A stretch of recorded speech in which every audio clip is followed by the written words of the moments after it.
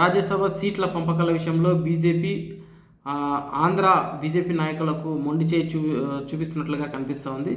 ఎందుకంటే ఆంధ్ర నుంచి ఒక సీటును రాజ్యసభకు బీజేపీ పంపించే అవకాశం ఉంది.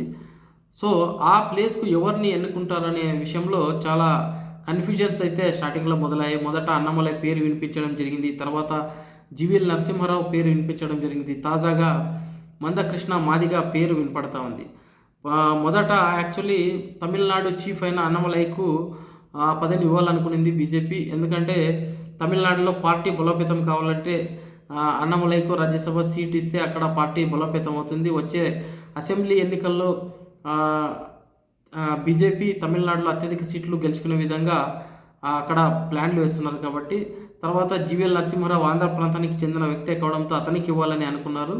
అయితే తాజాగా వస్తున్న న్యూస్ ఏంటంటే మందకృష్ణ మాదిగను ఆంధ్ర నుంచి రాజ్యసభకు పంపించాలనే యోచనలో కేంద్ర బీజేపీ నాయకత్వం ఉన్నట్లుగా తెలుస్తుంది. ఎందుకంటే మందకృష్ణ మాదిగను కేంద్ర రాజ్యసభకు పంపిస్తే తెలుగు రాష్ట్రాల్లో బీజేపీకు బలపడే అవకాశం వస్తుంది.